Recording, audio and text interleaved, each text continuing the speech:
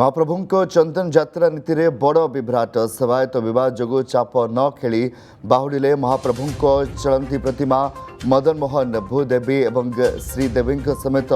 रामकृष्ण एवं श्रीक्षेत्र पंच महादेव भक्त निराश हेले सिंघारी एवं सुदुस्वार मध्य विवाद जो नरेंद्र पुष्करणी रे बंद रहिला महाप्रभु चाप क्रीड़ा चापरे केते संख्यक सेवक रहिबे ताकू नहीं होइथिला विवाद प्राय 3.5 घंटा प्रतीक्षा पर भी विवाद समाधान हो पारानी श्रीमंदिर को फेरी जाइछंती चलंती ठाकुर काल बैशाखी जोगु दिन चाप मध्य बंद रहिथिला तेबे रात्रि चाप पई राति 9टारू प्रस्तुति सरीथिले भी राति 12:30 जाए विवाद तुटी नथिला परे पवन बेग एवं वर्षा को नजर रखी चाप न खेली श्रीमंदिर बाहुड़ा विजय करथिले दियो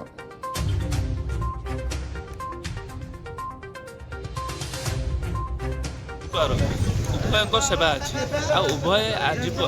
आम पिला बेलू देखुचु आम बापा माँ बापा जेजेबापा बेलू देखुचु जे चापर समस्त ठिया जेहेतु आमर अथॉरिटी चाप उपर हो चाप दुआरी इश्यू किसी ना कि महाजन मान इश्यू है जे आप चाप उपर ओह्लैले चाप घटो से इश्यू सकाशे यही जिनस आप देखिले 3 घंटा धरी महाप्रभु चाप उपर बसी रही जो समाधान बाट किसी बाहरी पारा ना से जिलापाल आसिले